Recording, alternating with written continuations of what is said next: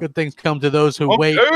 Hey, Hope Day, and it's Wednesday. Sorry you guys had to wait a little bit longer than anticipated. I had mic troubles. Even though I built my own PC, I for some reason little things happen. I accidentally reset the my PC. I hit the Crap. Are you using the earbuds with the microphone that you No. Why? All right. No, I'm just wondering because then no. You might need to upgrade, man. Upgrade from the PS4 earbuds. Yeah, definitely. Oh man, yeah, I'm definitely not doing that, dude. All right.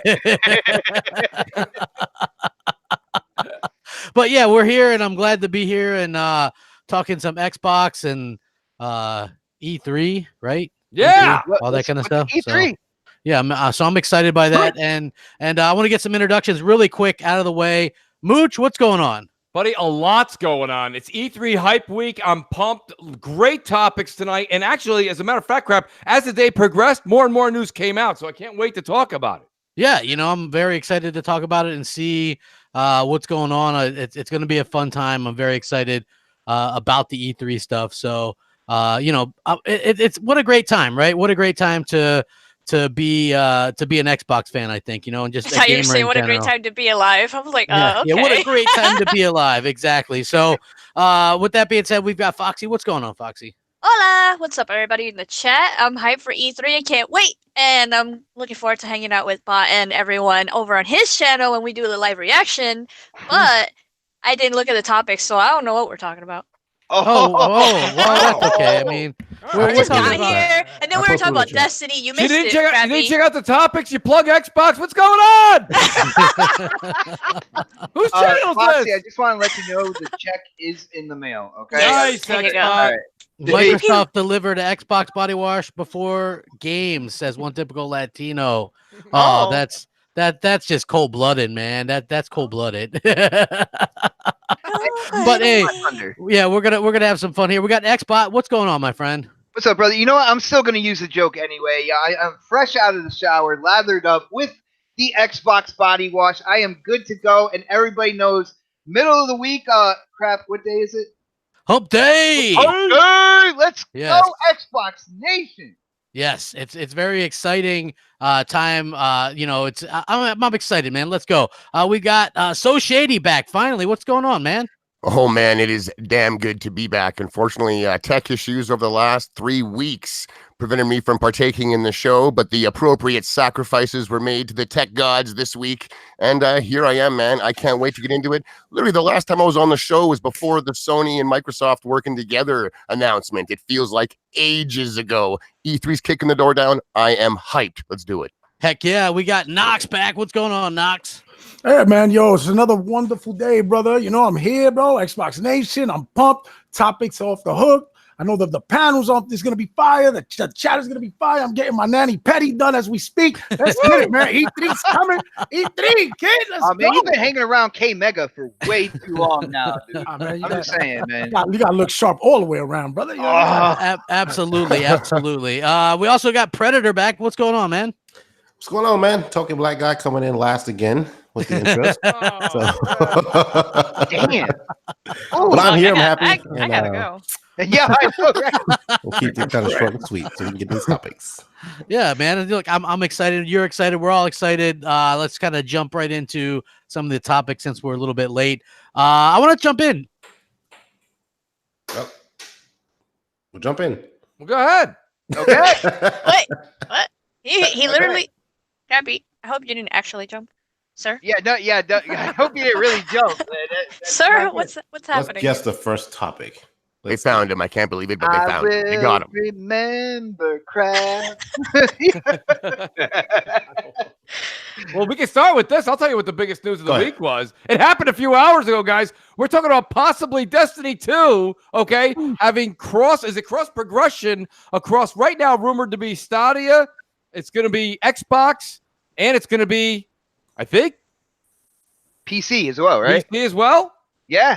I'm excited about this. This is what we've been waiting for. This is a long time in the making. There's one and I name think you it's didn't great. say, brother. There's one name you didn't say. What's going on with that other name, man? Well, There's so the here's- non-current relevant platform currently. You know, E3's huge. There's someone missing. Everyone else is there. Destiny 2 can be shared amongst those platforms now. Ooh, Well, what do you guys think? I maybe. mean, in all honesty, is this something that, like, I understand Destiny 2 may not be your bag. It's my bag. I dig it. Oh, Oh, you're yeah. back. Hey, Look crap. at that. Yay! Okay, welcome I'll back. tell you. Destiny 2 Okay, just brought him back. We so- thought it would. So what Fly happened? back up. Yes. So what happened was this stupid voice mod thing that I use and Xbox uses too. It boots up by itself when I restart my computer, and then it switches to that being the default. I don't want it to default since it's not set up as a default. I have no outputs, so yeah, I had to go in and just change that. So I'm back. What was the Real. topic that we're talking about? Moose? I started with today's big news. I don't know. that You tell everyone was us. tweeting about, right? And it was the Destiny 2 being a crossplay. So I thought that was a big deal, or basically having cross. Crap, he's hung himself. I think. Sure. He's making a noose right now. With Stadia, right? Stadia, Xbox, and PC. Yes.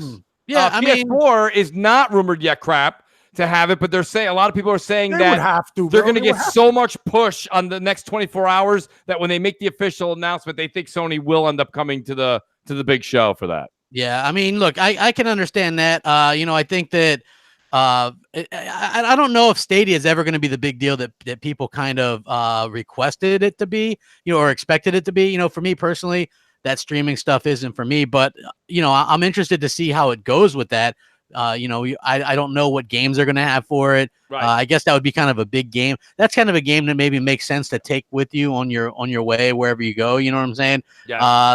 So that makes sense to me, but I just don't know if it's going to be such a and Destiny. I mean, is that even a big deal anymore? To be Oh honest yes, with it you? is, brother. Oh, it's They massive. got the new season, man. Well, listen, not just that though, crap. It's not just Destiny. I mean, Call of Duty is also said to be doing the same thing. Well, So cross play. Are they Right, doing full cross play. yeah, they're doing cross play. Oh, cross play. Yeah, well, no, I have that as a topic as well. I mean, we can get into the Call of Duty stuff in a little bit. Sure. I mean, what is your thoughts? Are you gonna try this? Is it gonna tempt you into trying it, Mooch? Well, here's the thing. The reason it will be is kind of the example that Jason Schreier gave. Is you guys know, and me and Xbox were going back and forth about this earlier, and I understand a lot of people aren't. It's a Microsoft Xbox show, but I'm an Apple guy. I've always liked that. Right now, to have the ability to have download Chrome on your MacBook and be able to go on the road and all of a sudden play Destiny or play Call of Duty and progress my character with Nox and Xbot and everybody else. Oh, That wants yeah. to, that's pretty damn cool, crap. I'm not going to Yeah. lie to you. I mean, Yeah. listen, we've had everybody in California telling us that it's real simple. You going on the road, you just take your PlayStation, your Xbox, put it in a backpack, and you travel down. Get out of here. Yeah. I'm not putting my Xbox anywhere near my backpack. It's underneath my television set. So Yeah, now to be able to take a thin MacBook and just take it on the road and be able to open it up, use my Xbox controller. I mean, it's reasonably one of the most. It's something that you could really wrap your mind around, crap. Somebody needs to call Apple and let them know about Mooch, so this way they can hire him. Yes, and- you could. and- Me and I just seen on the. We can sell so many MacBook There Pros. it is. But I gotta say, I am excited for people, especially if Sony kind of says that they're going to do it as well, because I know like my next podcast brother right here, Noximus, he definitely, he was like, man, if they had cross saves or cross progression, if I could bring my hunter over to PlayStation and then bring them back over to Xbox and everything that I gathered, all my exotics and everything came with me, he would be in heaven. Hell yeah. All right. So I have one console. I have the Xbox now. I got rid of my PS4.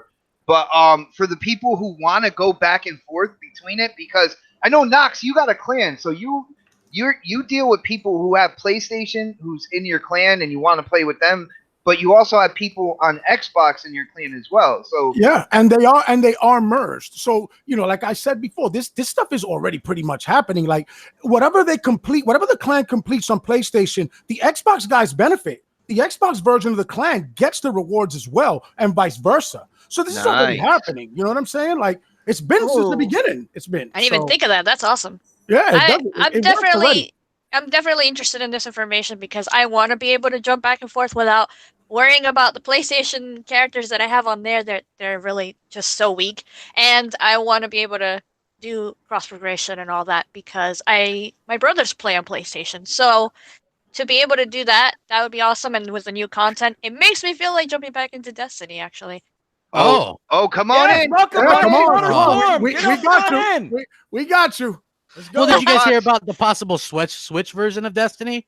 I did not. I don't think the Switch could run it. Can the Switch? You know, I mean, that's what I mean. PS3 and Xbox Well, 360 ran it. Let's Well, be they honest. couldn't after the Taken King. They couldn't run it. So Yeah. I mean, I haven't heard that rumor, Crap. I don't know if that is legit out there, but my thing about it is nowadays me and Crap are having this talk on MNC, and it's true. They are developing games now to run on everything from a potato to the highest tier rigs, right? So to say that they can't look at they did Mortal Kombat 11 on the Switch, and it's a drastic difference in appearance. But you have to understand, there are just different types of customers out there. You know, some people really want to see the smoke and the lighting effects and the draw distance and all this and all that. And that's us, right? That's people listening now, later, and on the panel. I get it.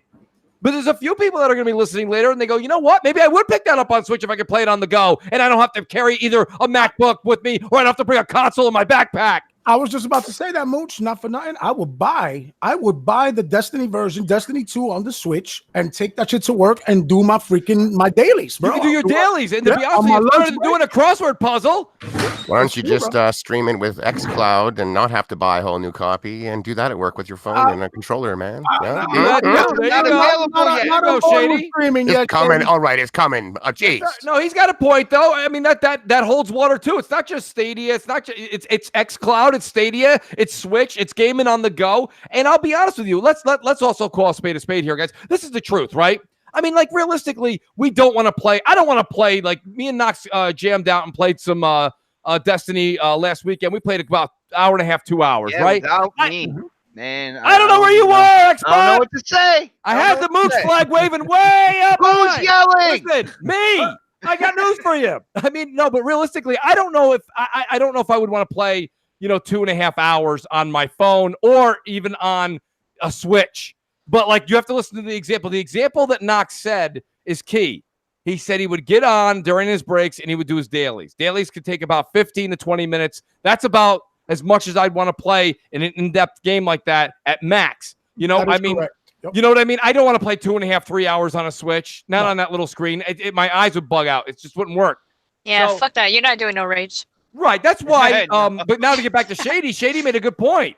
I mean, you're talking about xCloud or Stadia, depending on what your consumer of choice is. Okay, there you take that. Now you have a 13, 15, 17-inch laptop, and you're playing that game. Well, now that's a horse of a different color, right? Yep. Yep. Mhm. That's Yeah, true. That's That's true. where these things. You got there's a consumer for each product, and there's a situation for each product, and I think that's how we got to kind of divvy up moving forward. Let's just say I that phone think streaming is being really, a lot of people are like, it's mobile and mobile only. It's like, no, it's any device that can connect to the internet, and there you eventually go. TVs So, like, as well, brother. that's right, like TVs, laptops, tablets, phones, really anything, maybe even other consoles. Oh my God, But maybe. I find this interesting because Bungie came out and said that, if it wasn't for their deal with Sony, they would have done like cross save stuff like that a long time ago. Hell So- yeah, they're leaving money on the table. So now Bungie is away from Activision. Bungie is now the publisher and developer of the Destiny franchise. Right. And you see this when they data mine it, they're bringing everything that they wanted to bring to the game, which, cross saves. I wouldn't be surprised to see cross play at some point in time as well. Getting together, even especially PvE stuff like raids and stuff like that. If you have friends that are on PC, everybody doing a raid on multiple platforms, stuff like that. I'm just curious as to what's going on with Sony and Destiny in terms of their deal. If it's up now, or because of the separation between Activision and Bungie, if that deal no longer holds water because maybe Activision was the ones that kind of signed on the dotted line for that exclusivity deal. So I'm curious about that. I think it's still going to continue, right? The deal or whatever that with for time content, right? Like that's supposedly going to be the deal, from what I understand, right? Well, what usually happened is they got special they got like a couple exotics and stuff like that, a couple strikes that would only be on PlayStation. But if you look at it, if that's the case and you can only get like this fusion rifle on PlayStation, say you got it, but then you go over to Xbox, they have to turn on and off your ability to use that gun depending on what platform, I just don't think that makes a lot of sense. Yeah, I mean, you know, you could be right. I don't know. Doesn't Stadia have some kind of announcement coming soon? Tomorrow. Oh, okay. So we don't have very long to wait for that. I guess we'll kind of pay attention to that as well. Like the Stadia stuff doesn't really get much play. Like I check it out, and there's usually not a ton of comments or a lot of people that are super interested in it. So you know, it'll be fun to see how that kind of works out for them, and what kind of developers that they can actually get on board with that. Yeah. You know, I'm interested to see that myself. So I want to move on to the other topic, which is Jim Ryan. You know, you guys know him saying that the PS5 will be able to do 4K 120 frames per second. On what indie? You know what I'm saying? Yeah, Jeez. we haven't heard this since the PS3 days, right? 120. It will also make pizza and order food for you if you talk to it. Hey, the Xbox 360 used to be able to order Pizza Hut for you. So That's right. You know, I'm not knocking it. Well, this was I'm Great not Toy knocking it. Story came out. He totally missed his opportunity to be like, and the PlayStation 5 will run games just like Toy Story 4, just like the PlayStation 3 was looking like Toy Story 2. Like, come on. Yeah. Their comments are ridiculous. And on what games? AAA exclusive games? That'd be impressive. 120.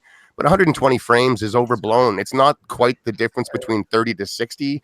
It's nice. I'll take all the frames I can get. But I mean, like I watched Dr. Disrespect play Fortnite and stuff at 120 plus.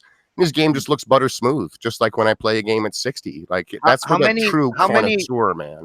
How many 120 hertz like televisions are there out there?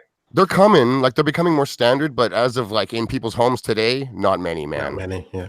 Yeah, so with that being said, I mean they can put it out there for now, or this dude can talk about it for now. At the end of the day, we don't really know. I think with what we've seen from the CPU and GPU side of things, the hardware, the power underneath the hood, I wouldn't put it past these consoles, and that's Xbox as well, being able to do something like that.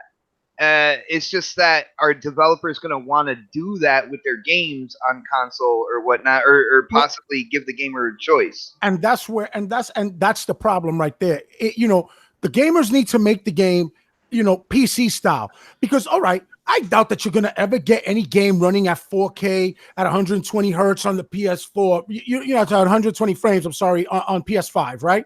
But if it introduces the option where I can bring it to 4K 30 or 1440 60 or whatever, let me play around with it like that. Give me those options. Give me that. And I'm good. You know, that whole the developer locks it into where they feel like it. That has to go the way of the dinosaur, in my opinion, anyway. We have to have the option, right? That's why we're getting these consoles. These machines have to do that, especially with this whole cross-generational thing, right? The only thing I don't like about adjustable FPS is when it comes to competitive multiplayer. I feel like when it comes to that, there needs to be an even field. They gotta go out. They don't need to be. They gotta go buy the product, brother. You want to compete? You know. You can't be a baseball player. You want to play hardball, but you come in with a wiffle bat because it's lighter on you. You know what I mean? You can't, dude. You want to compete. You want to get down with the get down. Yo, let's spit them yuccas. That's it, bro. Drop them yuccas out there, bro. Go get the hardware. Why you got to get me? I'm willing to go out there and pay the money because that's what I want. I want what I want. Why I got to be held back? This is the argument I get. This is the argument I gave Xbox before the X came out. We were talking about what PUBG would perform on, right? You already know that. I know Xbox not feeling that. And don't get me wrong, I kind of agree. But I mean, the reason, let's get back to the initial thought, I think, here is we got to look at what actually the sales pitch was here from Jim Ryan. He's not a dumb guy. He's been elevated throughout the system from Europe back. Now he's over here in North America, I believe. And my point being is that what they do by saying this is people can sit there and go, well, you're not going to get 120 frames on the next Destiny 3. Okay, he didn't say that. That's what people say. He didn't say that. He said we're going to get 120 frames 4K on games on PS5. So what happens is now you've got all the media outlets run with this slogan because he's very, very high up in the food chain in Sony's camp, okay? So now that's out there. So now you've got, and Crap even said this a couple weeks ago or last week, we were talking about this on the show, and he goes, boy, I'm hearing a lot about PS5 and its power. So you're hearing a lot about this. A lot of YouTubers are talking about the gaming media, right? IGN's had 5 or 6 articles this week on how great PS5 is going to be, and they don't know anything about it yet. And right, so It's now magic you got and smoke and mirrors, and it works Absolutely. wonders for them. It works wonders for them. And then all of a sudden, you hear a vice president come out and say, or whatever his actual title is, CEO. CEO, right? He comes out and he says, basically, this is going to do 120 frames, 4K. Which, again, I'll say this much: he's not lying. He's not. Right? But what game is he talking about? So that's the thing. Done too. Right. Here's another thought that a lot of people aren't looking at, and you kind of alluded to this. You kind of touched on this, Mooch. But like, this is E3 week. Sony's not at E3 this year. Sales pitch. That's right. So why are not these news media outlets talking more about Xbox? Because Sony's their listen, all these other companies that are actually going to be at E3. A lot of people on Twitter are going off now on IGN and the media. Mooch has been saying this since 2013, right? But I was crazy back then. No, listen to Mooch. You know what he's talking about. I told you that. Listen, the thing is this, and it's not about going down that road anymore. They're fans. They're more in favor of Sony. They're actually fans, like true fans. Like if you were to actually put them up to a lie detector test and be like, which console do you prefer best? They would say Sony, and guess what? No lies detected. So my point being is that's just how we all do that, right? We all do that. So I give them the benefit of the doubt there. But Brett asks a good question. Here it is, E3 week. We should probably, for the most part, concentrate on the companies, not just Microsoft, the companies in plural that are showing up at E3 this weekend and next week. That's true. That's a true statement. It is. If you're going to bring up Sony, it should be why the hell are you absent? You still feel the need to speak up every other day, anywhere you can, dropping your buzzwords, trying to get as much attention as you possibly like. Go to E3. But I said that. You know what? I said what is happening months with that ago. company? I said, you know what's going to happen is when E3 happens, Sony is not going to sit back and let Microsoft take the limelight. They're going to drop little nuggets every fucking day leading up into E3, and that's exactly what it's really nothing at the end of the day. Like they're not really saying anything of substance. They're just desperately trying to stay relevant. Media. That's all it is. They're making it relevant. That's the genius of it, though. They're saying nothing, and everybody is talking about their nothing. That's the that's because once E3 happens. I know they're the media darling. I know they're the media. Well, not just that, Knox, but they are also the market leader. I mean, so when the leader speaks up, people do, especially people in the press, are going to listen. So I mean, I get that, right? That's across the board in any subject. So they know that they can drop these subtle little notes, and it's going to get some sort of media attention. Yeah, they're going to snowball in media attention. That's why it is imperative that Microsoft hits a grand slam at E3. I really think they're going to do it too, man. I have a good feeling. I think they're going to put on a hell of a show. The question is are they? You know what? It's not and people are going to misunderstand this. I think the fans are going to be blown away. The question is, and me and Crap we've been doing the live show for a long time. After this, they're done. A minute. I always like to watch IGN for the first. Just watch it for 3 minutes. Just 3 minutes. You know what they say all the time? Boy, that Sony show was fantastic. I was blown away. This time, there's no Sony show. So what are they going to say? I don't know if Xbox really delivered. They immediately usually have something like. So it's going to be really interesting now that Sony's not there to see how they take Xbox's show and how they put it forward. I can't wait to see. I can't wait to see Call of Duty on PS4. That's how they're going to do it. That's how they're going to flip it. Oh, I can't wait to see all those third-party games on PlayStation. Hey, to be fair though, I mean that's a fair thing to say, right? Like the multiplats. Like I always used to look forward to Sony's multiplats, or the multiplats on Sony stage. Because I knew I'd be playing them on Xbox. Yeah, so, exactly. And they're going to be able to kind of say that as well. What's up, everybody? Thanks for joining us. Please like and share it out. I really do appreciate it. You know what? Look, E3 is always like the Christmas for gamers. I always get really excited by it, and I know you guys do too. I'm not sure I buy into Jim Ryan, or you know what? They're very cautious with how they announce things, right? So it could be indie games, it could be remasters, it could be PS2 games for all we know. I don't know. But they do get people talking. You got to admit that. Leading up to E3 week, they strategically have done this. And, Mooch, we all kind of said that we kind of expected this to happen, right? Like they were going to come out and do this kind of stuff. Absolutely. Let's get over 100 likes. I would appreciate it, guys. Yes, we're going to touch on the body wash. And we got the body wash blues. Dude, there's people in the chat. Body wash blues. We don't want no stinking at E3. No stinking for you, no stinking for me. Oh! Yeah, there we go. That was for people watching. Hit the like button. Yeah, hit the like button. Let's get over 100 likes. Anybody else with any of this Jim Ryan stuff? Done. Just Jim Ryan being Jim Ryan, you know. How is this guy who said all that crazy crap before? He's like now the CEO of PlayStation. Like I don't get it. I honestly I don't get it. So it'll be fun to see how that kind of plays out.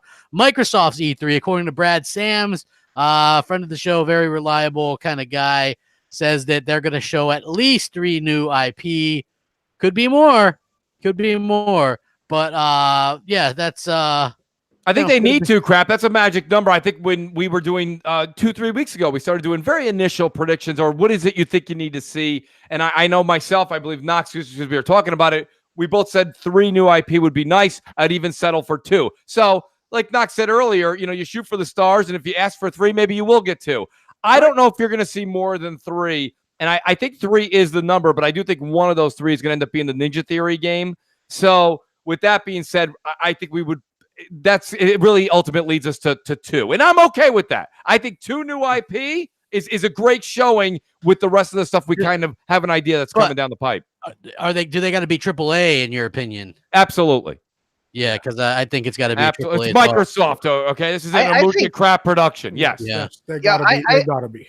I think people, leading up to E3, I might be the only one, on here that thinks this, but I feel like people pushing that new IP narrative. I am looking for a great show with some surprises, whatever that is. By the end of the show, if I'm like, holy shit, and of course, I'm a big Halo fan, and I know my biggest game is going to be there, so I'm excited for that. But I don't feel like, oh man, well they need 3 new IP for this show to be credible and stuff like that. I'm not a part of that. You're the 1%. Hey man, look, like Recore was new, Lucky Tail was a new IP. New doesn't mean amazing and great. It just means new. We gotta be like, how dare you? Super Lucky Tail was amazing, and I'd love to see a Recore 2. A Recore 2 had great potential. Yeah. Was that classified as new for you though? Like, no. New just is pretty generic. It just means something you haven't seen, but it doesn't really mean new means a game. Great. New means no. It doesn't. It could be for the kids. It could be something on PC that's new. You know what I mean? Like, we need a new generation game. Yes. They need new franchises. Last like a couple of maybe more than 2 iterations that people grow up and remember. We need that again, and we haven't had that in a while. Like I'd say something new and mature, something like a Halo from real the 90s or early 2000s that's going to last for another fucking 5-10 years that people want. That'd be nice. That'd be cool. That's what we need, but not a Super Lucky Tale 2 or a Recore 2. Like it's got to be something like on a bigger scale than that. That's why I think when people say new games, they want a new IP that's going to last several years, that we can look back and say, okay, I remember when I first played that. Like Quantum Break would be a great game. Sunset Overdrive would be a great sequel, but we're not getting that. So now we have to kind of start all over again and create a brand new IP that people are going to play for the next 10 to 15 years. And that's what I think people mean when they say Shady actually made a great debate point, but Shady, my answer would be look at Martin Scorsese or look at any of the great directors out there, right? They've made some early films in the 70s that were absolutely hits, and that's what put their claim on the Walk of Fame, right? Mm-hmm. But they didn't just make 2, 3, 4, 5, 6, 18 versions of that, right? They started making new movies, and they ventured out, and they worked with actors they'd never worked with before, different sets, traveled to different areas of the world, different challenges, right? So that's what kind of sets you apart as this when you go down as like an amazing game creator, right? You have to venture out of your safe zone.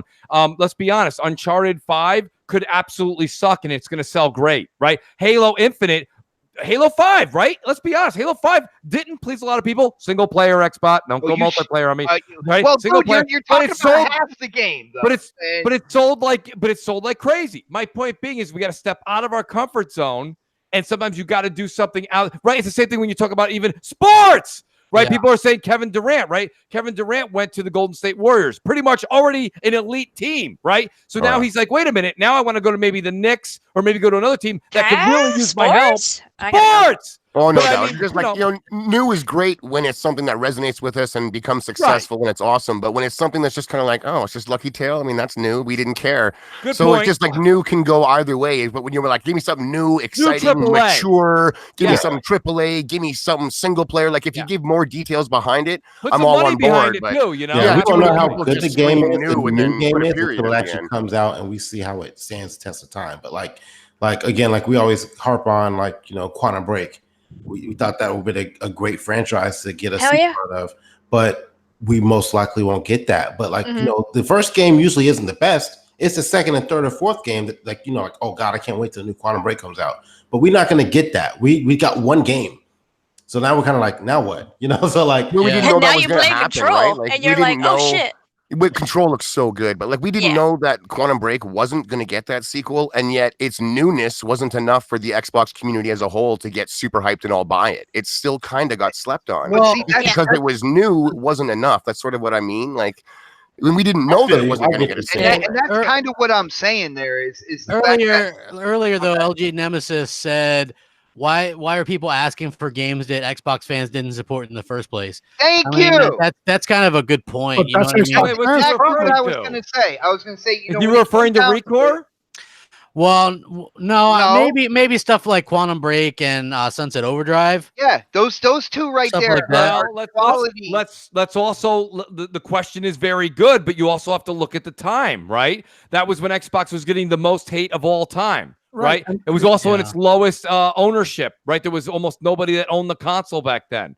So, well, I mean, yeah, you can say that for Rise and Sunset, but not for Quantum Break. By that point, they already had removed the Kinect, and they were already giving you back and pass, so the hype was going back up. I don't know if you're gonna go back and look at your notes, but when they removed that Kinect, that wasn't exactly the time that the rainbows and butterflies came out for Xbox. You know, I mean, it sure did, because I ran to the store and I got an Xbox at that point. I'm gonna say the same thing to you that I say to Crap. It's not about you. It's not about him. It's not about me. It's about the public. It's about the general public. And I got news for the millions of people, not the one of us. The reason Xbox gamers didn't support a good game that I enjoyed, like Quantum Break, was because they let the media bias influence their purchasing decision, and they didn't. But that's the fault of the consumer. That doesn't mean that that new IP wasn't good. I thoroughly enjoyed that game. I loved it, and I would have definitely bought a part 2. You know what I mean? But you can't say don't make new IP because the Xbox. Well, if you're a gamer, right, and you asking for these new IPs, when you see something you like, go buy it. Don't listen to Johnny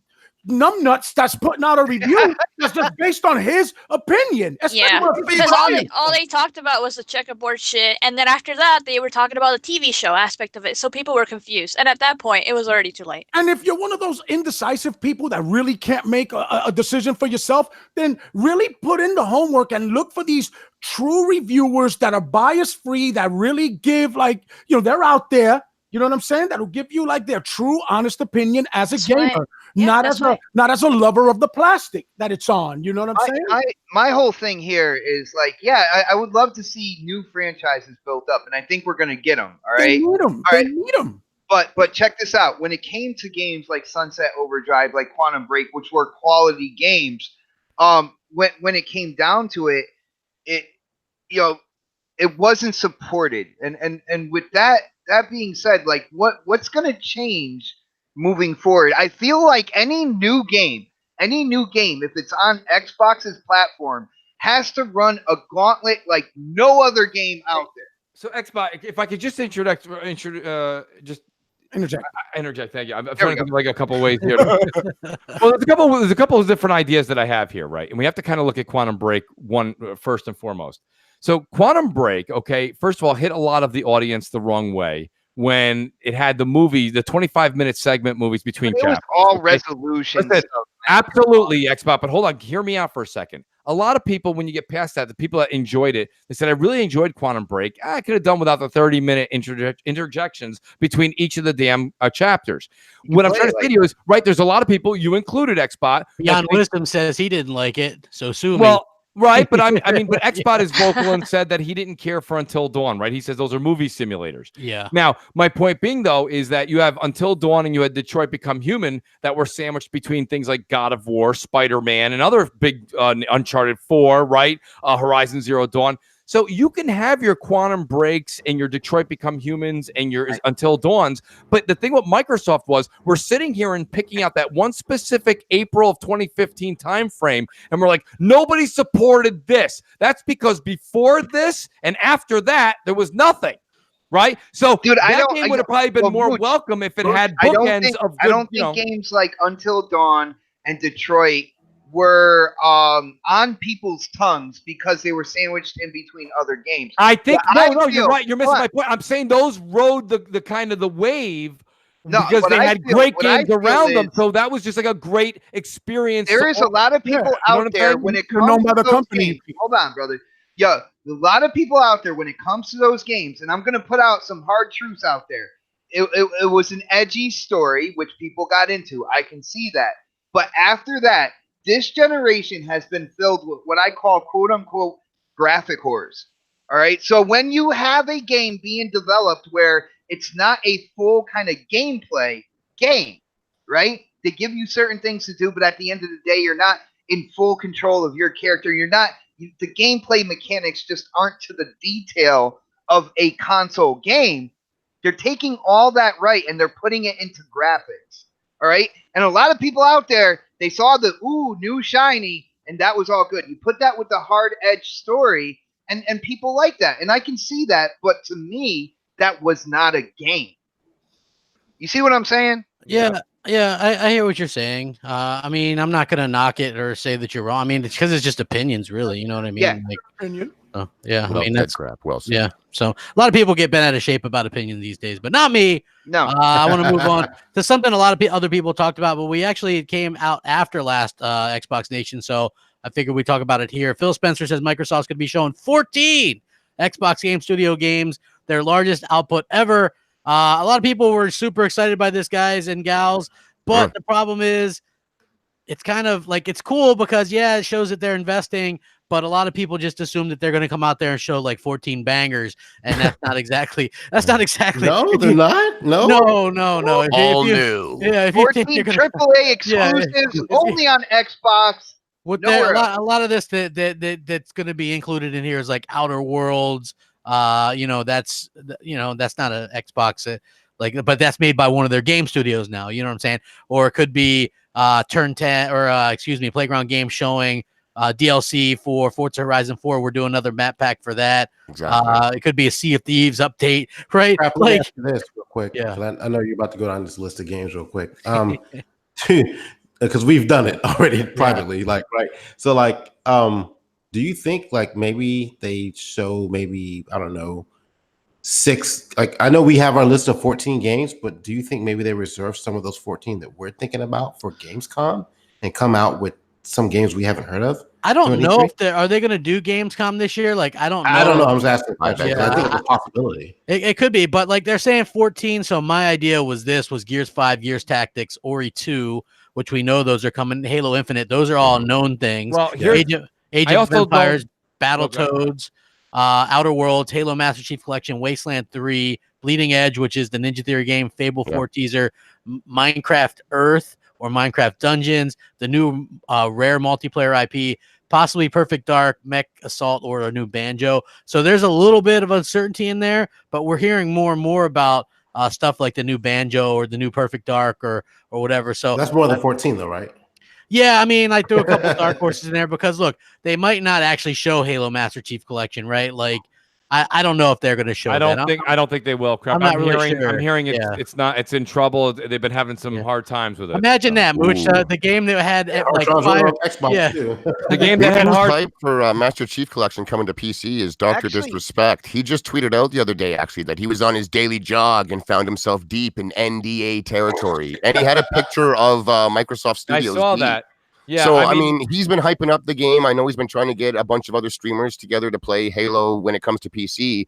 So they might show the Master Chief Collection, and then he might show up there to talk about it on PC. That's what he plays. Well, it's funny because I saw an ad today. I was on Instagram and I was just scrolling past it. And it was an Xbox ad, and it's like, tune into E3 for all new PC game announcements, right? Like, I was like, ooh, what is it? It's like it said Minecraft announcements and PC game announcements, and I'm like, that's interesting because I mean, like I said, there's the whole Minecraft Dungeons thing, which got announced, I think, at Minecon or something like that, right? It's that game that's sort of like what the hell is that game we played? Pokemon one, the AR articulated reality game. Yeah, that's the Pokemon Earth thing. I'm sure they'll probably talk about that because apparently that's going to be huge for them. Like, I don't personally care about it, but a lot of people are going to probably really enjoy this, like the whole AR type thing. And, it's not really my bag, but hey, more power to them. But also it's like Diablo style, that Minecraft Dungeons. It's sort of like the Diablo style game. Hey, as we close in on 500 viewers, please like it. Let's maybe get to 200, huh? That would be great. What do you think? Great channel, not Yeah. Mooch's. So yeah, So to me, I think that's I'm excited, but I'm not going to be like, holy crap. Previous years, Mooch, the diehard Xbot of me that I am, was always just like, it's going to be the greatest event ever. Yes. It's this megaton after megaton. Now I'm just going into it with, I'm that Larry David gif where he's like, you know what I mean? Like, I'm excited, but I'm cautiously optimistic because I don't want to get too excited about this stuff. Well, I and think then have them kinda let me down. I think it's all for good reason. I think we're gonna have a great show. I think a lot of people are gonna come out and feel like they got what they deserved, what they wanted. But at the same time, I mean, let's say the 14, 15 names you just shouted out. Let's say only 2/3 of those. Okay, 2/3 of those are pretty close to almost confirmed. We know that we're gonna see quite a few of those. So my point being is that that being said, you're also gonna have xCloud being shown, right, to a certain degree and pitched. You're also gonna have the hardware being pitched, and you're also going to have PC Game Pass being pitched. And then you have ID at Xbox. Yeah. So to mention the mountain of third-party moves, And the even mountain though of they're third playable, party, even though they're absolutely. playable elsewhere, that's not going to take away Absolutely. my hype for those games, and nor should it any actual gamer. I don't care what Correct. platform they can play on. If it's a good-looking game, oh baby, I want to see it. And I'm hearing these third-party are kicking Microsoft's door down for any second they can get on stage because they know millions of people watch this irrelevant E3 show. You know what, and Shady? they want screen time, right? Shady, I can't argue with you as far as being a gamer or being excited. When I see those third parties come up during E3, that's why I'm watching E3, right? I'm watching for new games. Show me the games. So I'm with you. I'm completely there. But I will say, and I think you'll agree with me here, Shady, and I know you're a big Xbox fan too. Being the Xbox fan that you are, okay, you are also watching that particular stage for Xbox centric. So I have to be fair, and I'm not speaking for Shady here. I'm speaking for Mooch. I've said this for years. Anyone that's been following me knows this. When people are like, well, Mooch, Sony's going to have a better third-party showing. I said this for Sony, and I'm going to say it for Xbox. Yes, I can't wait to see the games, but the hype level for discussing the actual show, which is what everyone's going to be doing after the Xbox E3 show, is talking about what Xbox is offering me. If I could play Call of Duty or I could play Borderlands 3 everywhere, I'm going to tell you Borderlands 3 looks amazing, and I can't wait to get it minute one, not day one, minute one. But at the same time, I wouldn't necessarily put that exciting conversation into my Xbox stage presence, post show. Oh, I hear you. And when they've got 13, 14 studios, I'd like to see, hope that some of them have been doing some stuff. I'd like to see it. And I don't think Halo and Gears, they don't count. They very much count, and they look they count. insane. They count. The Absolutely, they count. sounds Sure really they do. good. Like That's the their Forza studio. DLC sounds insane. I'm hearing it's maybe even Lego themed, which would be crazy awesome. In Forza World with Lego, I can only imagine. And that is very cool. Hey, why really wouldn't cool, Halo or Gears count? I don't understand Totally that. because count. we played them for years, unlike God of War, which was brand new, never heard of it, or Spider-Man. Who's that guy? Listen, I got to be honest. If they announced new God of War or new, people love Gran Turismo and Uncharted, I'd be just excited. I'd be excited for they're excited for that stuff too. So I don't understand why. No, I agree with you guys. Well, and the difference being is that actually Halo and Gears are billion-dollar franchises. The only one that can say it on Sony's end is Gran Turismo. Not God of War, as popular as that is, not Spider-Man, not any of them. But these ones, that means they sold a lot, people. That means they sold a lot of copies. A lot of people like them. There's a lot of fans. Just because it's irrelevant to someone out there, hey, that's fine. Don't play it. Millions are going to be salivating for these games. They're going to be huge. They count in a big, big way. These are some of the biggest franchises in gaming, period. All right, check this out. See, I feel like a lot of people are getting hyped up, and they're getting hyped up for Xbox's E3 this year for the fact that Sony's not going to be there. So everybody is saying, they got to put all the cards, they got to put them on the table, man. They got to just blow the roof off the joint and stuff like that. And the way I always look at this, it's like, all right, if the rumors are true and the new Xboxes are coming out holiday 2020, that's 2 E3s.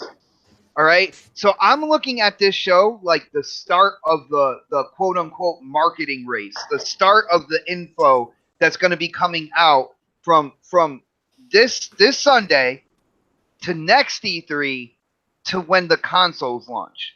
All right. And I feel like if people look at that more that way, you're going to have a way more enjoyable show than if you're like, oh, well, Sony's not going to be there. So, man, you like the dynamite, Microsoft. Let's go. We got to put everything on the table I now. don't think listen, I think early on when Sony first announced Xbox that they weren't going to be there, I think that was the conversation. I think at this that's point, all I've been hearing. well, I'm gonna put a different spin on it. I don't think Sony not being there has anything right now.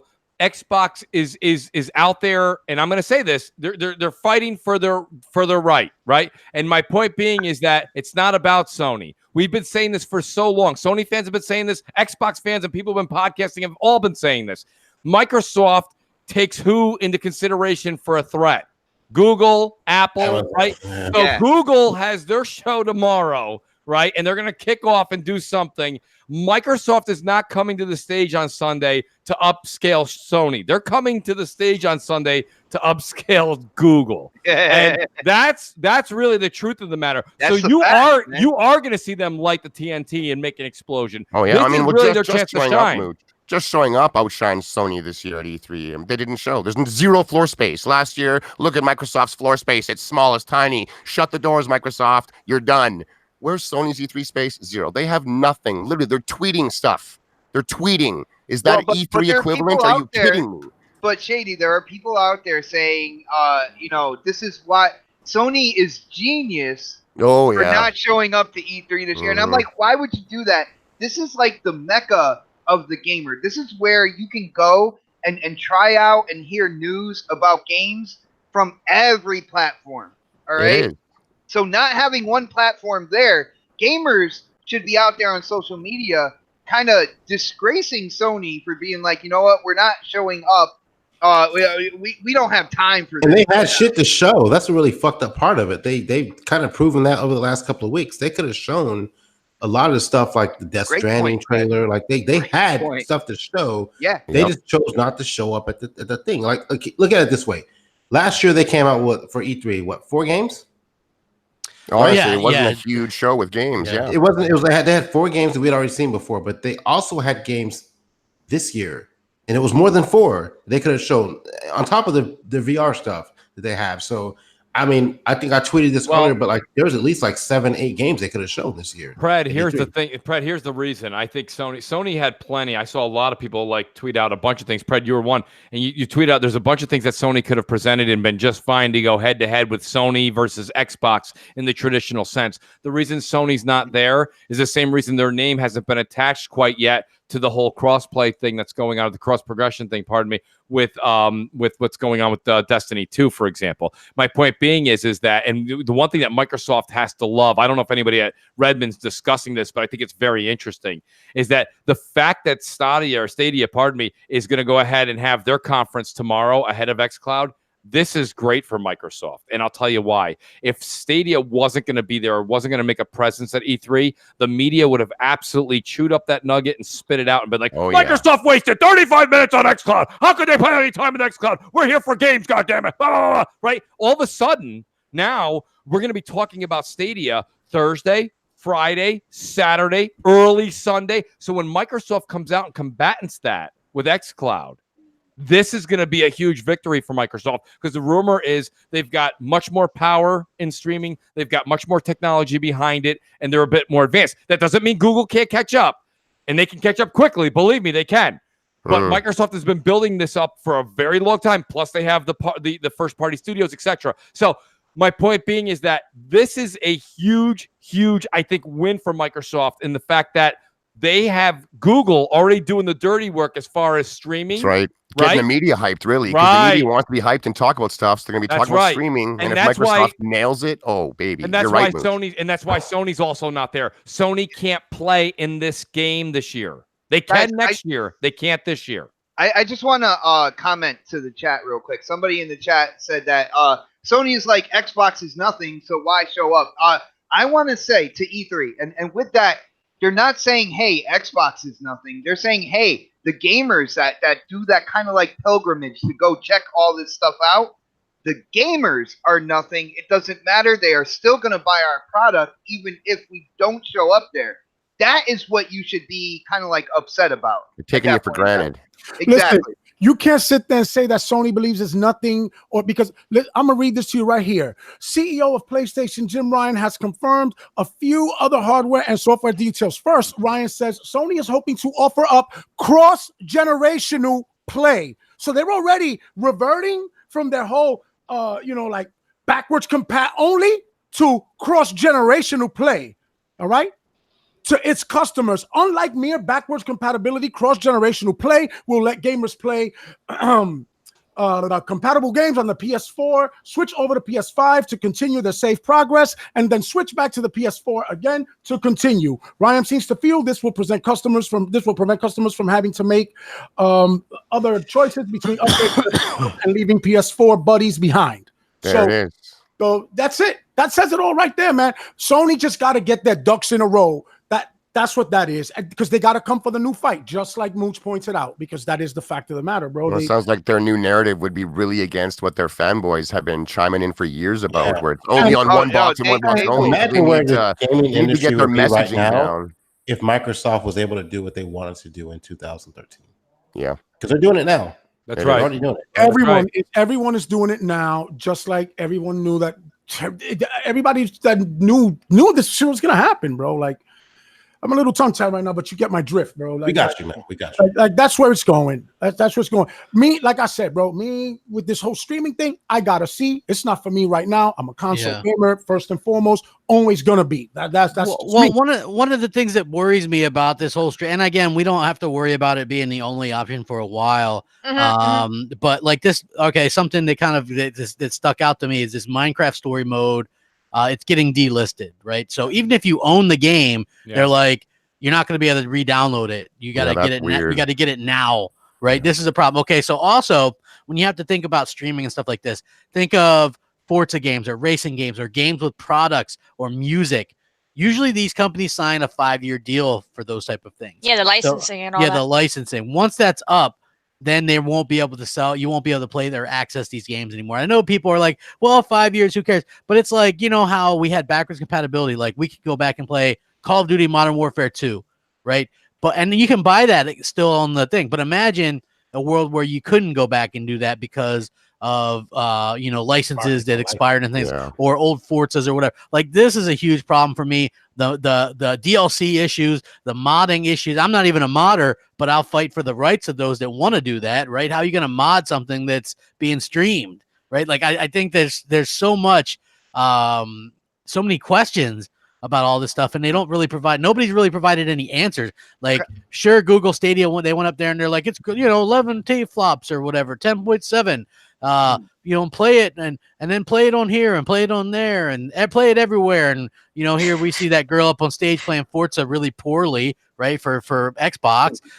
Like there's none of the real questions are answered. Like what's wrong with it? It's so shady. Get it? They're not really talking about like pricing. Like nobody's talking about this stuff. Like we know PS Now has pricing and stuff, and they're like, yeah, we got to adjust pricing for the future so we can actually compete here. And the whole thing now it's breaking that Microsoft or Sony just teamed up with Microsoft to combat Stadia, right? They're like, hey, let's team up to combat Stadia. That's basically what that happened for. But we don't know anything. Like nobody talks to us, the consumers. Like, what's the I don't cost? think they're teaming up. I think Sony's just is renting their services. Sony's just a customer of Microsoft. Sony is just that's a Sony Microsoft thing. That's not a PlayStation Xbox thing at all. Really.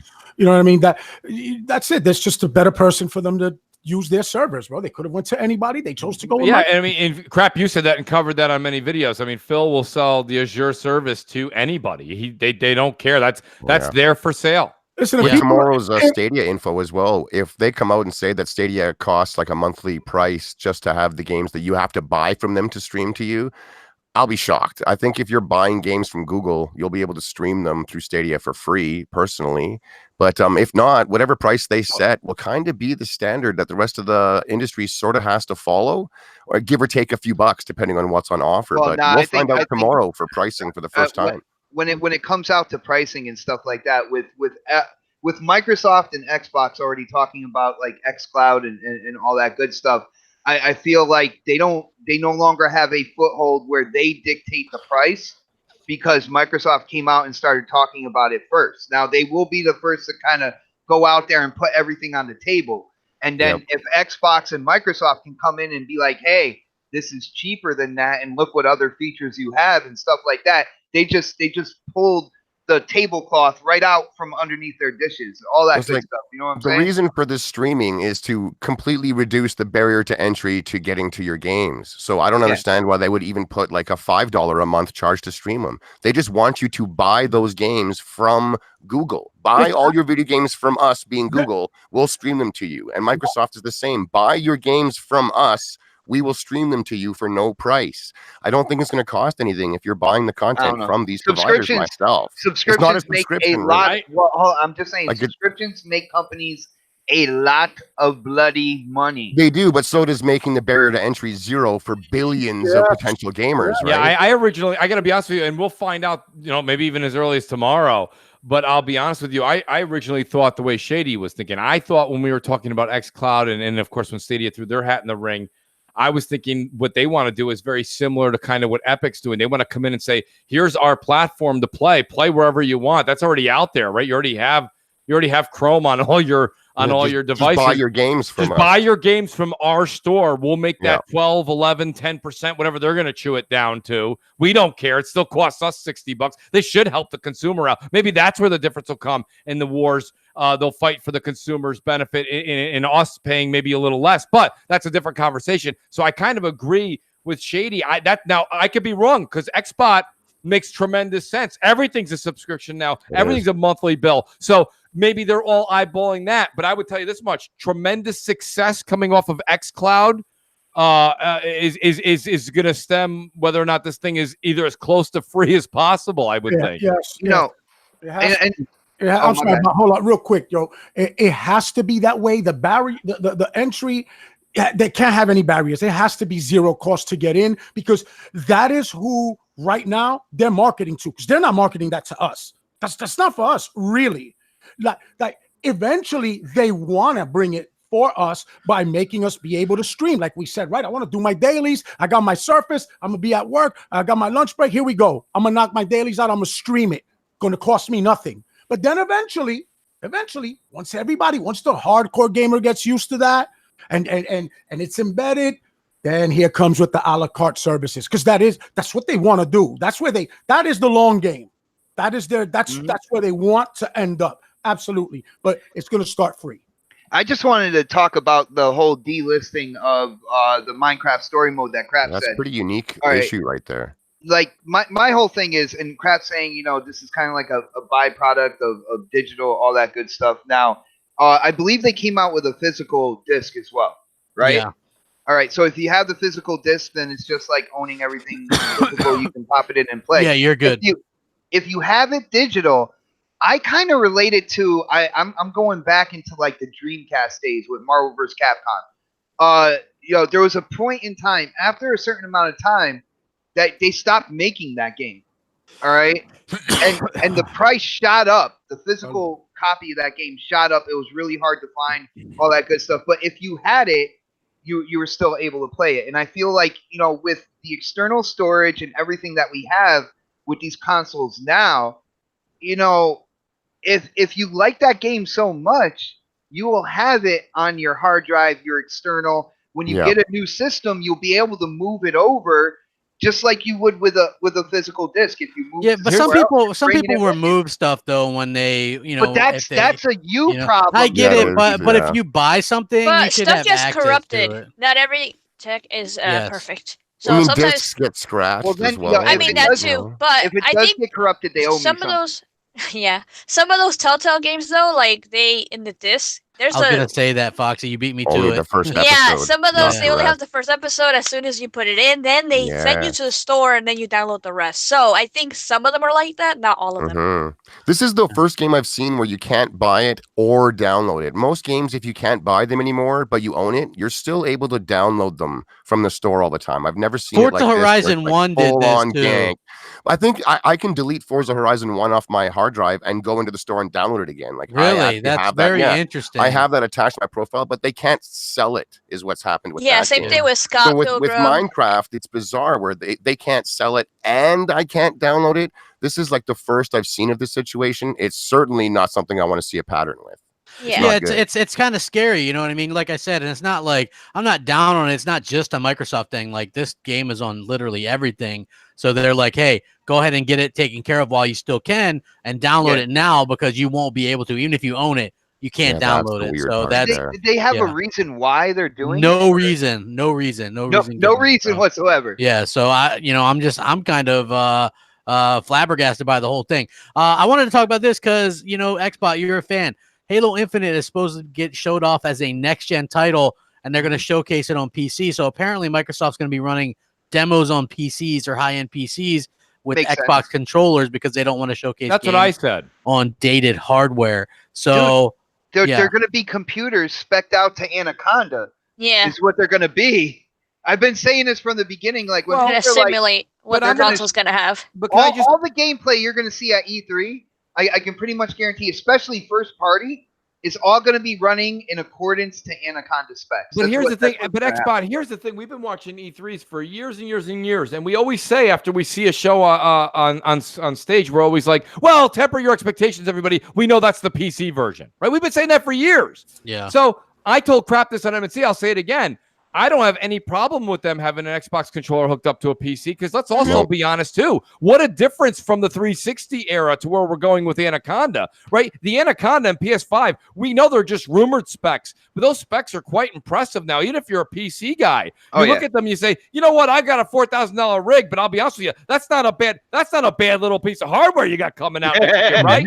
So my point being is, even if they take this, let's say it's not what you said, Xbot. I'm gonna trump you here. I'm gonna say it's not the Anaconda specs. Let's say it's even a little bit higher. Who cares? The Anaconda's doing 4K 60. My point being is that this is gonna look great, and regardless of if it's being shown on a PC, right now we've been saying for a long time, all the boxes we have in our homes right now are PCs, and that's absolutely correct. But the boxes we're gonna buy in 2020.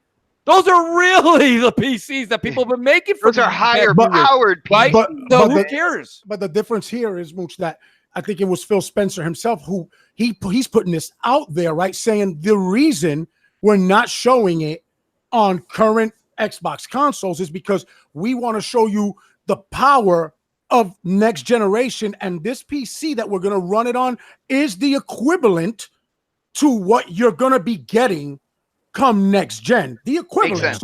So that, and he's putting it out there. So now we can't no longer just use the, well, it always looks better there, right? We can't let another Anthem thing go down, right? But but they did do good with Metro Exodus though, right? Because that looks just like the freaking shit that was running on PC. Absolutely. The audience is getting wiser. We've been getting wiser and wiser to it. And now they're aware of that. That's but why our eyes, but the thing is, though, the difference is now is our eyes are fixated on home now, on home console. We're seeing what the Xbox One X with the true power can do. We can see what it looks like on a 4K TV, these types of games. So when we're looking at next gen Halo Infinite, right? What are we looking for? Something better than you're already playing in 4K on your 4K TV right now. So they can't quite embellish too much, but they could. When he says right around what you're going to be getting with Anaconda, that could be a little bit on the higher side, because let's not forget, guys. Let's just forget all the nonsense for a minute. It is a sales pitch, okay? And they're not going to want any issues right on stage. No, you know what I mean? Absolutely not. Absolutely. So no issues. They want it to look their best. Of course, it's going to play on PC. And PC is Xbox. And say it with me, people.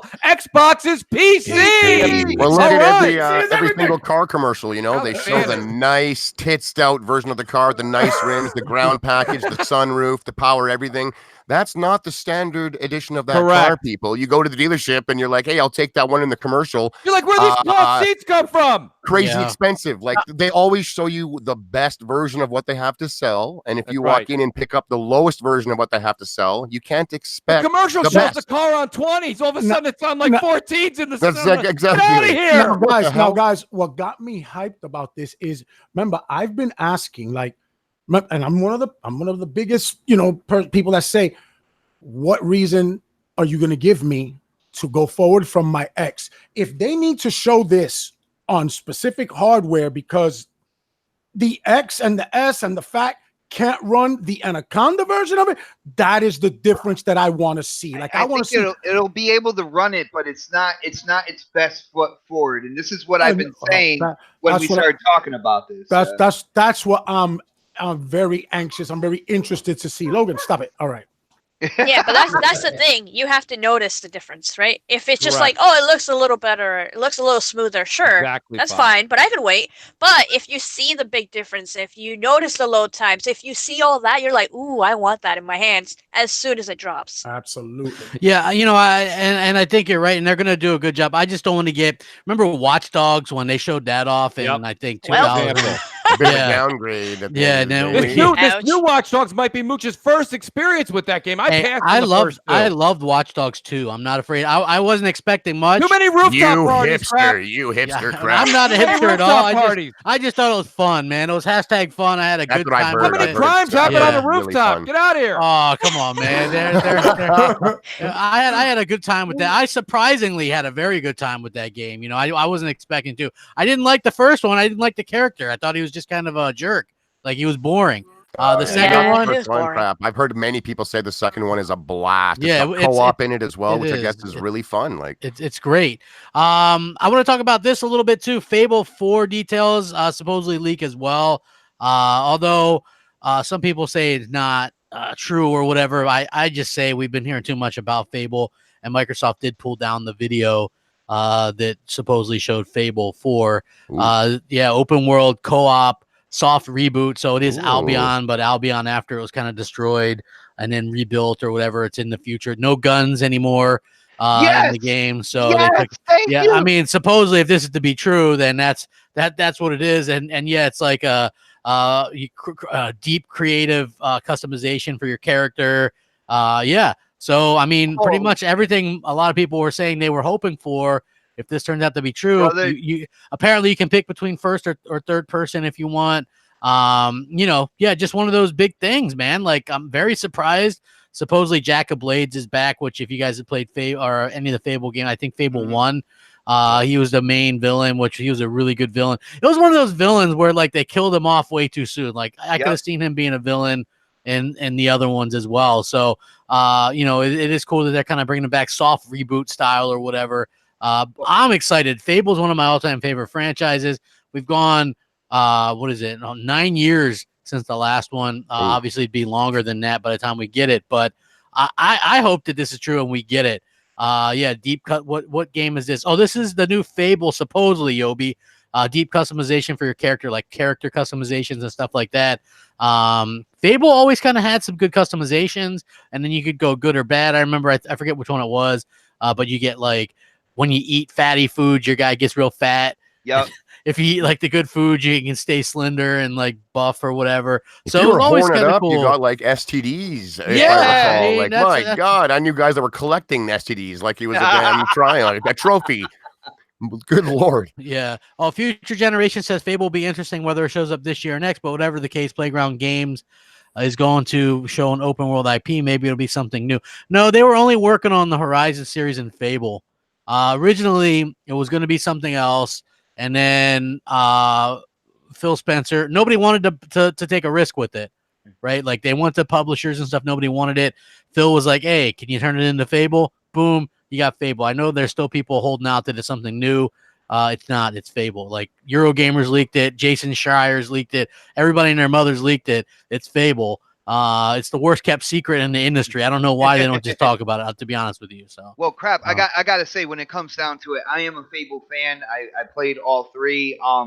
One of the biggest things, one of the biggest negatives I thought was they went too fast into time between the titles. Like before you knew it, you can like beat the whole game with just shotguns and stuff like that instead of using like your magic and swords like the first one was really about. And if they found a way to kind of reboot it and kind of like start over and get rid of the guns and really spend time in these locations with these characters and move it forward kind of like gradually, I'm all in. And that sounds like exactly what they're doing with that. Yeah, like it sounds like what most people wanted. Now, I will caution because I said this before. Like Jez Gordon, he said that that it's fake, but I don't know. You know what I mean? Like I like Jez, but he also said that it was fake that Microsoft was buying Playground Games before last E3, right? Like he doesn't want to spoil it or whatever. I get it, but these things happen. I think Microsoft would be foolish not to show off Fable. It's probably something that would get a lot of press and a lot of hype. People are very excited about it, so hopefully we get to see it. So, what do you guys think, Mooch? Are you excited for Fable? Well, a lot of people are asking me in the chat because they know how I feel about it, and I'll reiterate it. I'm interested if it's a darker, more kind of like real sinister kind of that kind of Shrek meets some kind of that comical, but at the same time deep and darker Fable. I mean, I can't get into what the first three were. I was not a Fable fan. I'm not saying it was bad. I'm not. Yeah, there's different IPs out there for everybody. The way it's currently in its structure with that bright, cartoony, walking around, the chickens all running around, the goofy, that wasn't for me. It's just not my bag. But you take a darker approach to something like this, and I got news for you.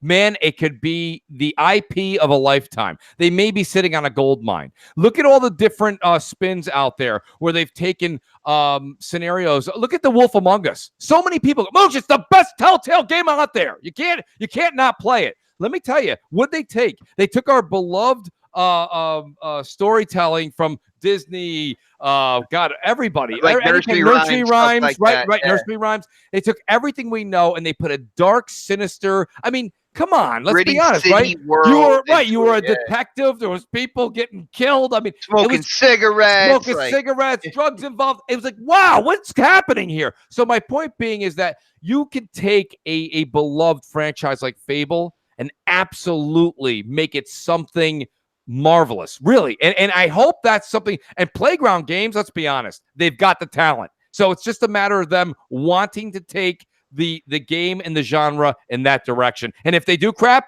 I'm there day one. If it's still the cartoony, goofy stuff where you're throwing a chicken around, I'm out. I think they're going to have to leave some of that stuff in there just because. Oh, you got to kick a chicken. Yeah. You can kick a chicken and still go invest a crime scene. Okay.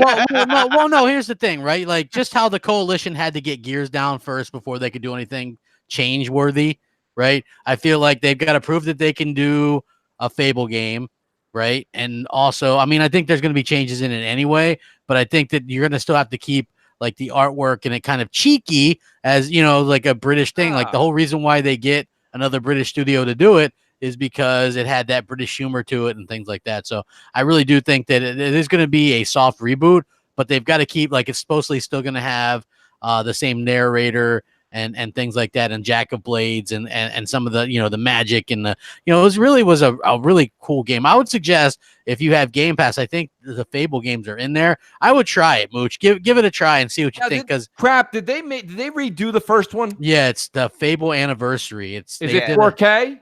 Did it get the treatment? It might be. I forget which Fable games got 4K reboots or hold on, Fable 4K. Let me see here. It's Fable Anniversary 4K.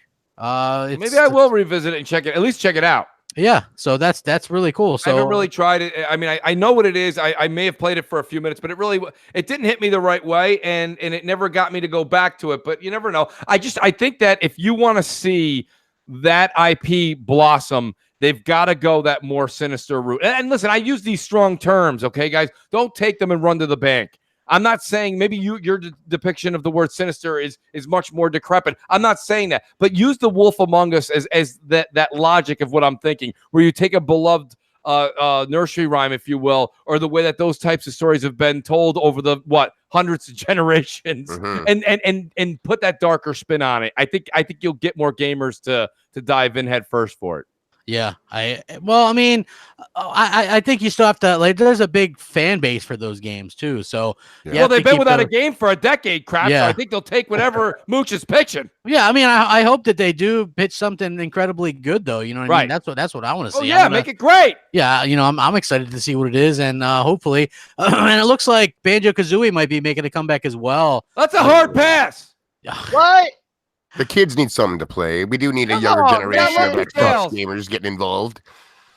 Yeah, lucky still. Come Is he on, even- man. Yeah, crap. I If can't do it. there's room for Ratchet and Clank Fortnite. on one side, there's room for Banjo and Kazooie on the other. Let's Same be with real. Mario. I mean, it's Mario is still just a platformer, and it's fantastic. So if Banjo can actually nail its platforming, I'm all on board with it. Boy, it's going to take some nailing. Listen, they could nail it. They could nail it, staple it, sew it. I'm passing. Yeah, I'm passing. But that's just me. But, But guess what, though? I also didn't care for Crash Bandicoot. Okay, crap knows that. I've been saying it for what? How long? Months. Again, yeah, just because I'm passing doesn't mean Right. I don't want the game. Yes, release the game, release it good too. You know what I mean? Make it great. I'll be passing. That doesn't mean that Little Knox might be passing. I might have to buy it for him. Or maybe There he you just go. play it on Game Pass. I don't know. That Of too. course he can. That too for $1. Game Hey Pass $1 guys, again. don't go ain't more kitty crap. Listen, Mario Odyssey is You you need can it. consider that kitty crap. It's great. It's good stuff. It doesn't have like I have fun with Sea of Thieves. It's like the art is different. Doesn't make it kitty or what anything like that. Like Banjo Kazooie was, in my opinion, when it came out on the N64, was better than Mario 64. So I just think that it's something else. There's no platformers exclusive to Xbox. Get something. We don't need all ultra realistic, like deep story. Well, like, let's not go down that. narratives Let's not go stuff down like that path again because we really haven't gotten any of those anyways. Xbox. We haven't got any the realistic game games industry, in the forever. game industry, when it made its comeback with Nintendo, the foundation of the console gaming was on cartoony games. We've all There's said always a place. Nintendo has found oil on its own island. Okay, so if you're gonna keep using Hey, Sega Nintendo, had Sonic, man. Sonic was absolutely. if we're gonna talk about the but- '90s, we gotta start the show all over again. Let's do it. This is today, and here's what I'm saying. I'm all about. Listen, I'm not doing the cartoony thing. The Banjo's cartoony. It is what it is. But I'm just saying, like Crap says, is that a game that we want? We just talked about like Crap was like, I just gave a dark, sinister look at Fable, and Crap was like, well, we can't really leave the cartoony side. Well, fine, I'll meet you in the middle there. Then he goes right to the next subject of another cartoony. I'm like, I'm out. Okay, but look, I mean, you're still gonna have your Halos and your Gears and your other stuff as well. So. That's true, Crap. But I mean, Banjo, to be honest with you, and you said something that was interesting. You said to you, and this is a you thing, and that's fine. You said it almost beat Mario 64. Yeah. I don't think Banjo was anywhere close to Mario. Oh, it's way, but Mario 64 was. Let me tell you why. Yeah, Mario 64. Go back and play good, Mario 60. Yeah, Mario 64 was fluent. Like the game. Banjo. That game there, it either gave you carpal tunnel or you felt like you were playing the game without having a V8. You felt like you were playing it sideways. The game was completely, the camera angles were effed up. It was horrid. Well, look at that controller. That controller was not great for those type of games. But to me, Banjo-Kazooie was the much more fluid game or whatever. And the funny part is the A team from Rare was making Banjo-Kazooie, and then this B team at the time was sent off on this like project that was supposed to be DOA, and it ended up being that James Bond game, GoldenEye. So yeah, 10 people made that game, 10, and that was their first game. So times change. It's weird. Look, I think Microsoft, the best thing that they can do is rely a little bit on some nostalgia, bring in some new stuff, and try to make as many people happy as you possibly can. That's why I'm not freaking out about like the PC. Who's eating? Or somebody? What the hell is that? Jeez. It's a plate. Oh, okay, yeah. Not me. Listen, here's my thing. Listen, Crap. My point being is that you have to have a fine balance, and I like what you're saying there. But my thing is, instead of the actual like cartoony conversation, because that kind of goes out the window here. Whatever they're gonna make. What I would more focus on is what we were kind of talking about a bit ago when we said new IP and showing maybe some other games that are a little bit more gritty and more like adult themed. Because if we're going to go back and constantly look at what we're talking about, Perfect Dark reboot, these are the rumors, by the way, folks, all rumors, nothing's confirmed. Perfect Dark reboot, Mecha Assault reboot, Banjo-Kazooie reboot, Fable reboot. Where's the new stuff? Well, I think there's going to be new stuff. I think we're going to see like we can't have all that old stuff in one show. But no, you could, because you could tease something from like, let's just say the Initiative, or you could tease or you're going to have Ninja Theory's new game, or you're going to have Rare's new game. We haven't had a Mech Assault in how many years? Like, it would be a new game. There is no other mech game out there. Yeah. So that would be. What about Perfect Dark then? Can't you use that exact same sentence? Perfect Dark would virtually be a new game too. Like, Well, and you know, graphically, it could look like Cyberpunk. Like, It's that's the a same, Cyberpunk but game. different. Well, but But still the same. Here's the deal with that though. We have like either if the rumor is correct and they're going third person with it, right? We have third person games that we have gotten into and stuff like that. I know you've played Assassin's Creed, all that good stuff. If it's first person, Xbox is the FPS box, all that good stuff. We have plenty of like first person shooter games, but when it comes to a unique mech game, all right, that can appeal to the masses, get the hardcore hyped up and stuff like, we don't have that out here right now. So that would be, even though it's an old name, it's kind of like a new IP. Let's be real here. I mean, yeah, I agree with you, Xbot. I'm all for it, right? Like, you can't get caught up with, oh, we need all just new. Like, I think you need a mix. You can bring back some old stuff, sequels to current stuff, show off future stuff too. Like, I want it all. I don't want just, one specific thing. So to me, it's got to be a good mix of everything. And that's, I feel though, Crap, if you're going to get that mix you're talking about and you look at Mech Assault and you look at Perfect Dark and you look at some of those are going to end up being like AA quality. I don't think Perfect Dark would be. Mech Assault possibly could be, but I could see them working that into a games as a service. Banjo would obviously, I think, most. Yeah, Pink Floyd said we forgot that too, Crap. Then there's Killer Instinct, and then there's Battletoads. And it's like what, the whole show feels like 2005. I mean, can we? It's a hell of a drug, Mooch. It sure as hell is. I think a lot of people are on it. Why are they selling that? But check this out, Mooch. Look what's old is new again, right? Because just look at what some of the hottest things. What the hell was Spyro did very well.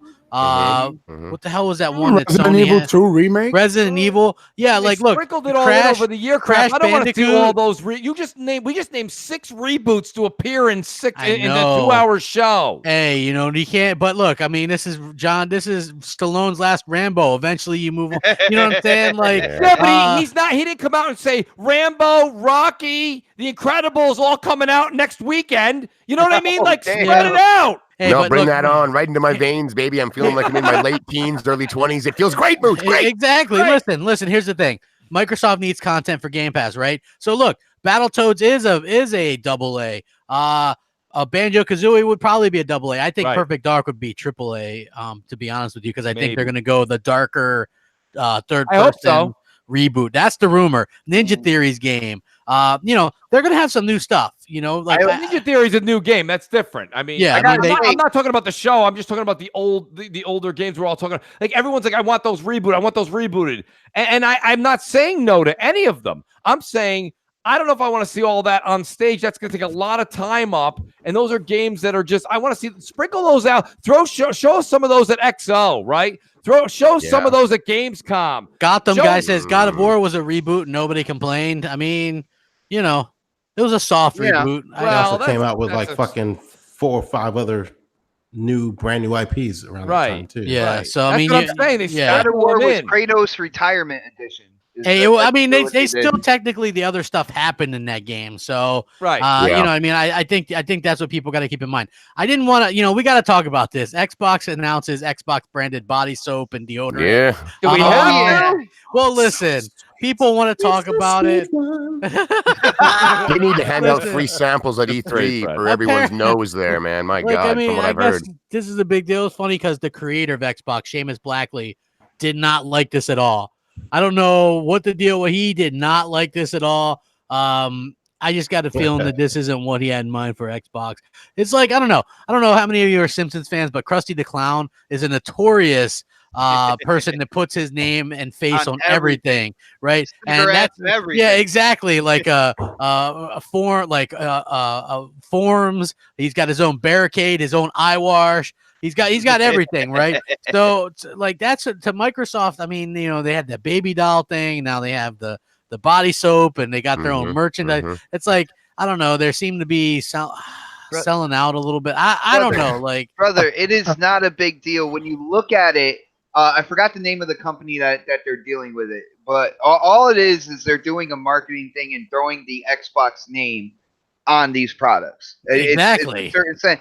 It's nothing that's like coming like crazy. Yeah. Like, well, people are talking about, oh, you should take that money and put it into games and stuff like that. Oh, it's like, yeah. well, the deal here, it's probably not even worth like throwing that chunk of money over there. All It's just right. doing like a commercial during a big show in the week that costs hundreds of thousands or millions of dollars to get those commercials. They're not doing any R&D to develop the scent or anything like that. It's the other company. They had this scent.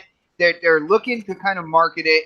You know, Xbox is looking to market themselves in different ways because they don't believe in TV anymore. Yeah, the marketing on the soap is actually better than for the Xbox.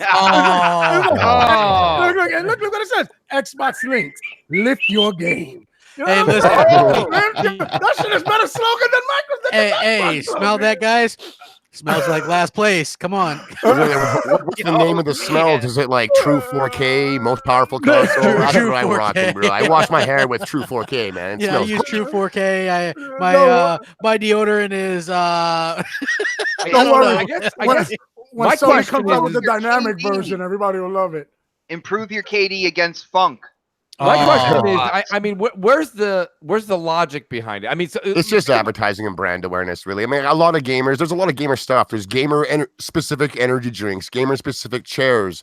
Not any chair is good enough for you to sit in. If you're a gamer, it needs to be this kind. But Like, Shady, it's just another thing. those are gaming related, like hygiene. Hygiene is pretty gaming related. At least I like Hygiene, the you're standing in line and I eating. like Who's the washing whole their 5 hair hours. in between rounds? Hygiene needs to be gaming Some related, people brother. are putting in Let's some be real. serious time, and my God, the funk is real, man. I've never Playing been to multiplayer E3. for ages. Well, I've never been to E3 's E3, man, but I can smell it from here, and I'm up in Canada. I'm telling you, It's a like, week. That's a they need week. to be It's a handing week. it out.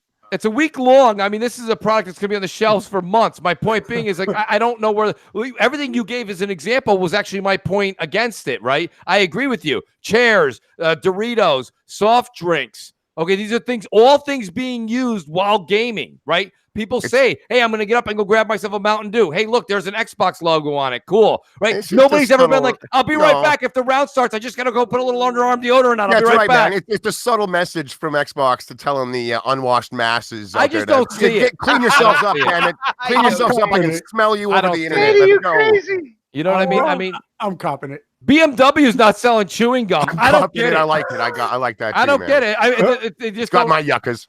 it's got- Word up. That's great.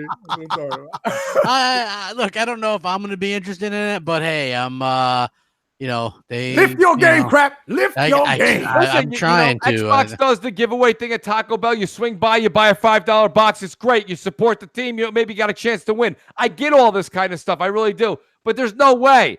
There's no way. And everybody, as you get older, too, you get accustomed to your own kind of soap. You know what your body likes and doesn't like. I'm not buying something that looks like it came out of the Ninja Turtles bathroom, okay? I mean, the thing looks like it's just a green What mess. if And it smells good though, man? Come on. the rumor is it smells like sour apple. Good luck with that out in the club. They say cool citrus. All right, is sour apple, huh? Hey, who here smells like a Gatorade? Oh, that's me. Oh, That's me. okay, cool. Smelling smells like like an apple now later. apple You smell martini. like- Yeah, it was the apple martinis. Yeah, who's great. that? Yes. I mean, like I said, I actually don't. I get where Shady's coming from, and I actually understand branding with a certain subject like that is great. I question that particular category. I seems a little odd. question the time. All right, that's the only thing. If you did it like announce everything after E3, which is only a couple days from now, and stuff like that, I don't think there would be so much of craziness going on. Oh no, that's where social you're media wrong. right now. That's where you're wrong. No, I don't think so. The doll lit the world on fire. Okay, I mean, everything, right? Come on, that doll. You kidding me? That was in the news for like 2 weeks. That will subliminally make was a doll, young man. baby girls into Xbox fans without them even knowing it. They're just gonna grow up, be gamers. Nobody and be even like, I want cared an about Xbox that because I thing. raised an No. Xbox, baby. Yeah, That's what that was. Nobody really cared about the doll. You know what I mean? It's just, No. I know, it's kind of one of those things. Call of Duty Modern Warfare confirmed, and it's also going to have crossplay apparently. Yeah. Where we're going? Yeah, surprising me. I never thought that Call of Duty would get Call of Duty crossplay. and Destiny. Yeah, well, it's Mhm. crossplay between PS4 and Xbox too. Dude, Yeah. Activision has sway here because if you look at the top 10 games that are being played on PS4, Call of Duty is right up there. And they're like, you know what? If you want this exclusivity deal, if you want so many people buying your console to play Call of Duty, you're going to agree to this. And they're like, oh, okay. All right.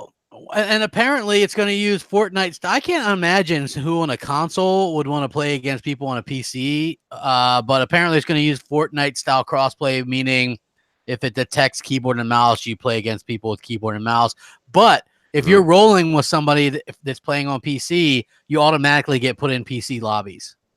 So keep that in mind. And apparently that's the way. Yeah, that's apparently the way Fortnite works as well. So it doesn't even say, from what I've read, it doesn't say if you're playing with somebody on PC and they're using a controller, you get put in with other console people. It just says if you're playing with somebody on PC, you're in PC lobbies. So, you know, you got to kind of keep that in mind. I would never want to do that. The first thing I'll do is turn it off. I got to admit, I'm super excited about this Call of Duty game. But the first thing I'm going to do is like turn off crossplay. That was one of the first things I did the few times that I played Fortnite, was search in there and figure out how to turn off the crossplay feature, because I want none of that. Oh man, I want full-blown like Xbox versus PlayStation lobbies, open chat. I will sign waivers where it's like you're not allowed to report people for foul language and harshness. I want it all, baby. Full-on console versus console. Let's take this war to the streets, the digital streets, if you will. It would be savage in those type of modes. Even if they didn't have the open chat, I would think it'd be cool to see a console versus console lobby. Shady would be crazy. Shady, with that attitude, I'm gonna extend an invitation when Halo Infinite comes out day one, dude. You gotta squad up with me, and we're gonna go into multiplayer, man. Because I feel like you might have that killer nature to go in there, and we can dominate, brother. Hey, indeed. Yobi says announcement giveaway on Xbox 448's E3 podcast on Sunday.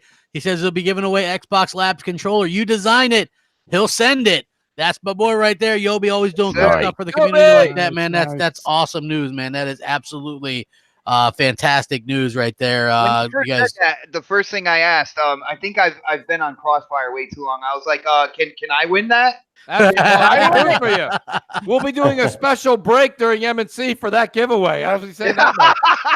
Yeah. What the hell, right? I agree. That's right, crap. Mooch. It looks like Sony shutting down Uncharted 2, Uncharted 3, Last of Us multiplayer by September. This is only the PS3 versions. Well, there is no PS4. You know, you had to. I clicked on it, read the article because the headline didn't say PS3. The headline actually read just the 3 games, and I just got done saying the crap last week that I loved the Last of Us multiplayer. Right, so I was a little like kind of downed about that info. But then once I looked into it and I checked on Twitter, Naughty Dog did confirm that the PlayStation 4 versions of those games will all still be active. They're just shutting down the PS3 server. Yeah. But still, I mean, let's be honest. I mean, that's now getting back to the headline crap. Let's be real here for a second. Like, it's time. I think that's time. 360 games, it should be the same too. I know a lot of people are like, no, leave it up forever. Just leave them up. Whatever. It's not costing me nothing. Well, leave them up. I mean, we're paying for Xbox Live. They aren't. For a game. That could be why they're ours stay up and theirs don't. I mean, at the end of the day, they're paying for it now.